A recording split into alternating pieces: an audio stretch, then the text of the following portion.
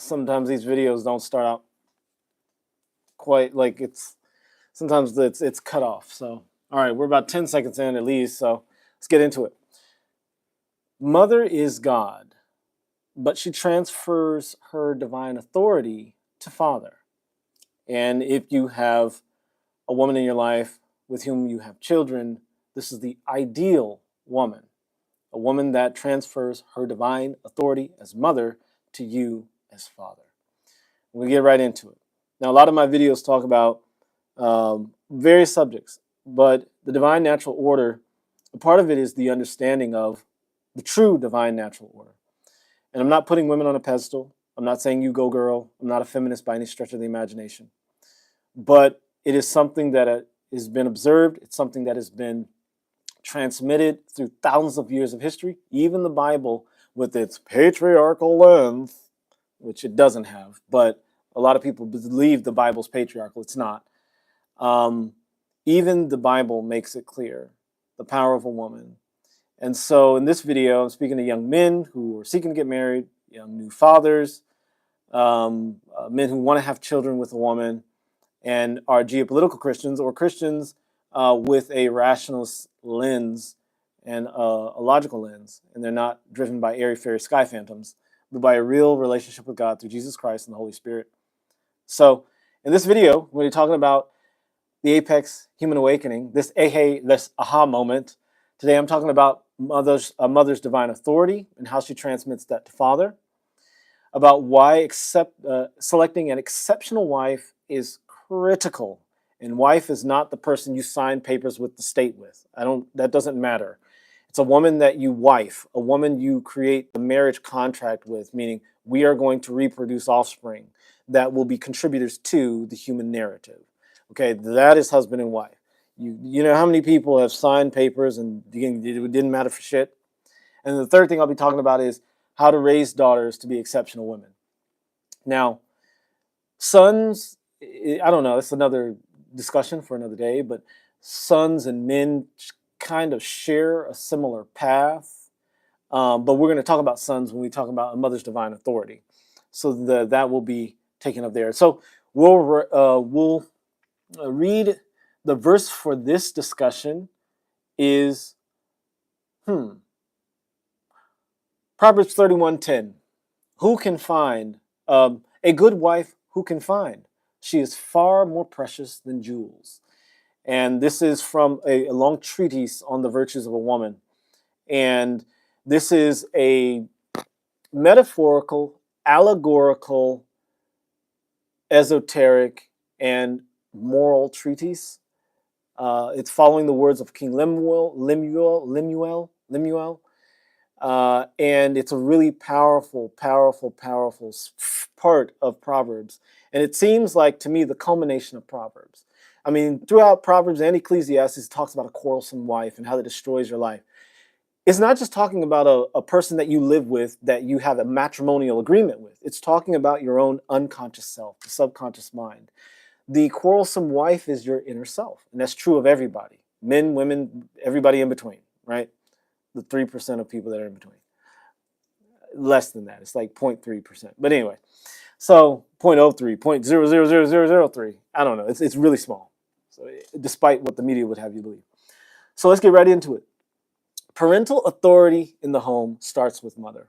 And it's hard to say as a masculinist. I'm not a masculinist, but it's a fact. Parental authority in the home starts with mother. But don't get it twisted. Don't look at matriarchal societies or subcultures within America and think that that's what I'm talking about. I'm not talking about certain ethnic enclaves where single mother homes are the norm. I'm not talking about them.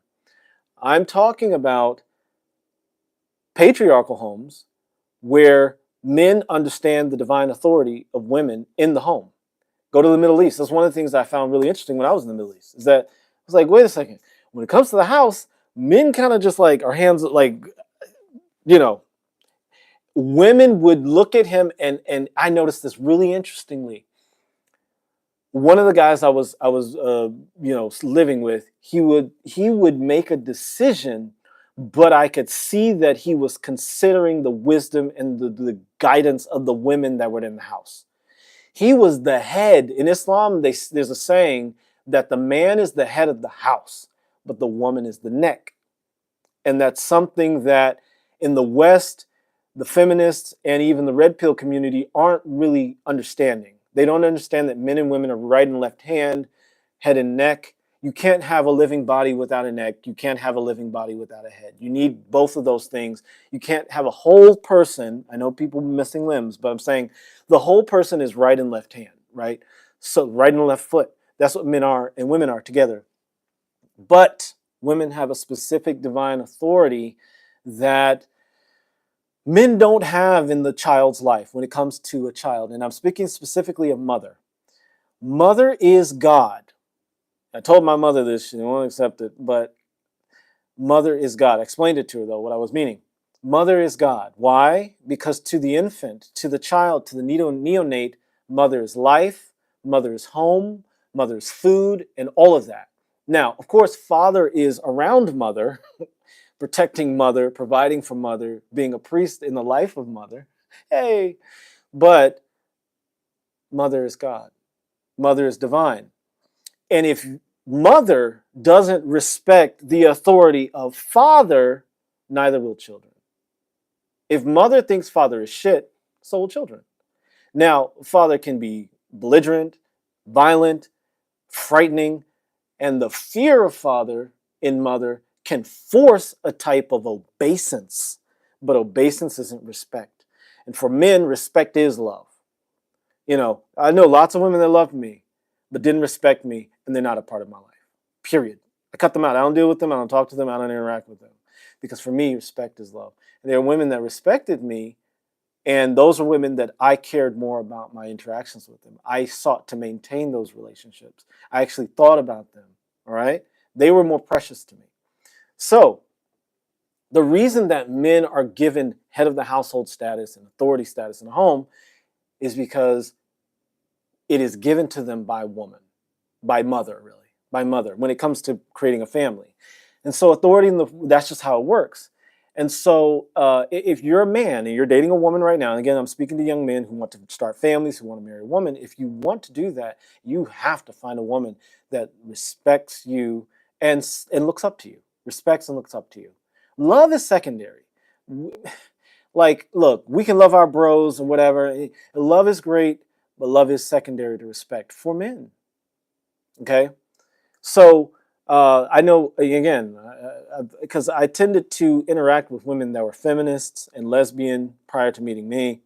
For some reason, I've had sexual interactions with lots of formerly or currently lesbian women for some weird reason. I tend to be somewhat feminine in my expression, I guess. But mother is divine. And when she transfers her authority as mother over to father, that's when it's a lot easier raising kids. Because when a father says, hey, look, this is something that I'm presenting to you, he's presenting his wisdom, because man goes out into the world. The conscious mind goes out into the world and deals with the elements, the animals, the fight, the Wall Street, all of that stuff, and comes back home and brings back the kill, brings back the prosperity and the money and the wisdom. If children cannot appreciate and respect that, the children are in detriment. And so father is the part of God that goes out into the world and brings back strength and power and protection and priesthood and all of these things, and patriarchy. Mother is the part of God that is in the home and translates that and takes that and multiplies it. And so we get into the next verse here in Proverbs. Sorry, I keep getting pinged by people. In Proverbs, it says, this is very important. We'll get into that next. It says, she opens, speaking of a virtuous woman, she opens her mouth with wisdom, and the teaching of kindness is on her tongue. Charm, and then further it goes down to talk about women that are just charming. Charm is deceitful, and beauty is vain, but a woman who fears the Lord is to be praised. And so, like I was saying earlier, there are men that will pursue women just because of their looks. And they will go after a woman that is physically attractive, but not beautiful, and not praised of God and praised of humanity. And so if you are engaging with a woman like that, and you seek to start a family with a woman like that, you are cursing your seed, you are cursing your kingdom, you are cursing your offspring, because her beauty will fade. But her character, her spirit, the respect that she has for you as man, as father, that will last. Of course, it's a two-way street. You guys work together, but that matters. That really matters. And it is your duty to your offspring to select a woman that can transmit that authority to you, her divine authority as mother to you. And you'll know that in the dating process. So Proverbs 31 verse 3 says, "Give not thy strength unto woman or women, nor thy ways to that which destroyeth kings." Speaking of men giving their authority to women. Now, mother must give her authority to father to establish a sound, strong, structurally sound family. But man, father, must never give his authority to woman. Why? Because he's a patriarchal, misogynistic asshole? No. Because God has already given woman authority. And this is the key that a lot of men today, feminists, crazy people, don't get.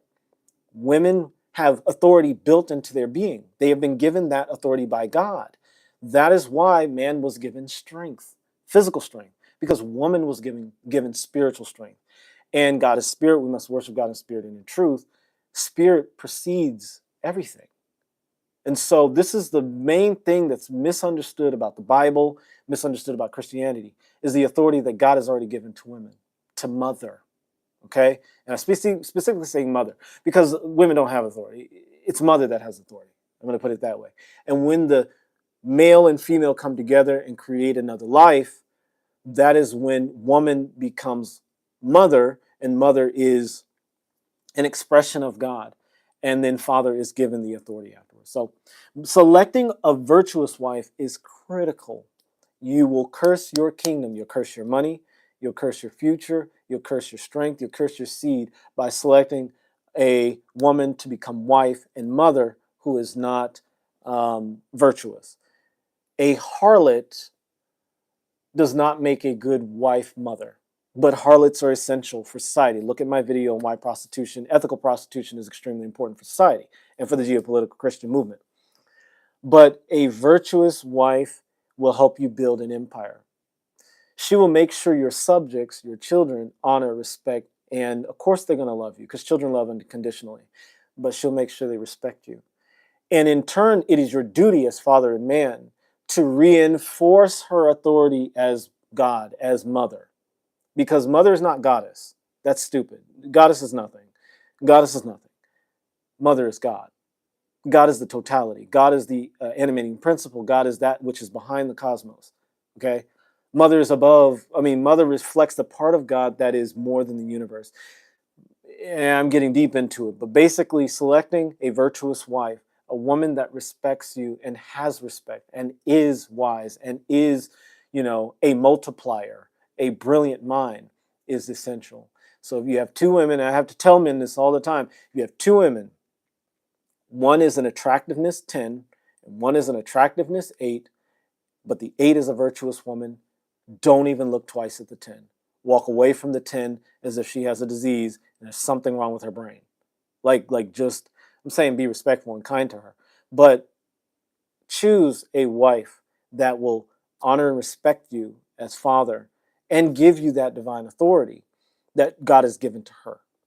And so this is one thing that's not, it is explicitly, maybe not explicitly said, it's more implicitly stated in the Bible. So you have to read between the lines to get this. But there's several places in the Bible, like Proverbs 31, where it talks about a virtuous woman. It doesn't take time to detail what a virtuous man is, because men don't have that level of authority given to them by God. And then finally, raising daughters to be women. Okay, if you select a woman that is a virtuous woman and she becomes the mother of your children, your sons, and again, there's personality disparities and things like that. Some personalities don't mix or match or whatever. That's fine. But your sons will look up to you. Look at Donald Trump's sons, by the way. All of his sons revere, respect, and support him as father. And of course, he had divorces. He has exes, and his children, his sons are sons of his exes. But there was enough respect there. And of course, as a man, he had a lot of integrity as a man to be the kind of father that he was, that they still support and they still fight for him and they still stand there tall with him and stand as men together. And so that's already there. But there's a special case with daughters, because daughters of a woman that is a harlot, or a woman that doesn't respect her authority as a man and can just do bad by herself, I don't need no man. That kind of woman, you're going to be dealing with an uphill battle all the time in asserting your authority as father. It's going to be an uphill battle. It's going to be a fight. And it doesn't have to be, even if the mother doesn't pass that authority on to you. In those cases where you love your children, you allow God to give that authority to you, and you use kindness instead of violence, and patience and understanding with them. And that is the best way to go about it. Trust God and move forward. Now, if you're a father, a man, and you've already selected a mother to children, and she does not respect your authority, she does not pass that authority on to you, and you know it's going to be a downhill battle from here, you have some very difficult decisions to make, which I won't discuss in this, because those are individual things. And if you want to reach out, just let me know in the chat below or something, or just go to the links in the discussion, and there'll be a way for us to connect. But you have to make some very difficult decisions. God will support you 100% in them, but you have to make those decisions. So that's what I have to say about that. Make sure you select a woman that will pass her divine authority as God to you as a father if you're going to have a family. Always select, and the way that we as fathers and men make the world a better place, more harmonious, more beautiful, more structured, more orderly world, is by selecting mothers, mates, wives that will be empire builders. As geopolitical Christian men, this is a special message to you guys. You have to select a woman that's going to be exceptional. Don't select a woman that's really good in the bed. Keep her in your Rolodex and let her know what her position is. She will never be a wife. If she's just good in the bed and that's it, you can just... Young men are too stupid to understand this. If you're insulted by that, you were probably raised by a woman and you're very emotional. But it's a truth. Young men are too stupid to understand this. A woman is far more powerful than you when it comes to sexuality and spirituality. You are just outgunned. You just are. And that's why the Bible refers to certain women as that which destroyeth kings. A man, in order to be at the level of a king's power, he has to work, years. He has to develop himself. He has to develop a deep relationship with God. Perhaps he can be born to a king, but he has to prove himself, basically, to life and to reality. A woman can be born a princess, born a queen. Like literally, she just come out of the womb, turn into a mating age female, and have all the characteristics necessary to rule an empire. Now, she doesn't have the characteristics, but she's going to be physically attractive enough where a man who has built his wealth from nothing, like a Donald Trump, or not from nothing like a Donald Trump, but I'll say, I don't know, Elon Musk, or somebody who's gotten a lot of wealth and worked and created and interfaced with life in a different way, she will marry a man like that, and according to the laws of this land, could take half of what he has without working a day in her life, just by waking up and being naturally stunning, attractive, just by that. That doesn't require development of character. That doesn't require years of refining yourself, because men, unfortunately, have fallen to such a bestial level that the sweet of an attractive woman is enough to take them away from their purpose and to destroy kings. So, do not give your strength unto that which destroyeth kings. You can have a great empire, but if you have one woman in that empire that has access to your time, to your resources, to your money, to your power, to your strength, to your authority, she can destroy that very easily, just by the very nature that God has placed in her as a woman. So keep that in mind. A mother's authority is divine authority. And unless the woman is able to transmit that authority to you as a father, as a man, you're going to have a very difficult time as a father. Now, it's going to require more patience, and it's going to require more love. It's going to require more time, and that's okay. You can do it. We've all done it. You know, lots of us have done it. You can do it with God's help. However, it'll be so much easier if you have a woman that respects you and passes that authority on to the children, so that when you give their wisdom, you give them your wisdom, you give them your love, you give them your support, it actually gives you a return on investment in the sense of happy children, strong children, powerful children that are bringing God's love into the world, God's authority into the world as geopolitical children, geopolitical Christian children. Anyway, that's what I say about that. It's time for me to eat. Thank you for watching. Like, share, subscribe, comment below, and God bless you guys. Thank you.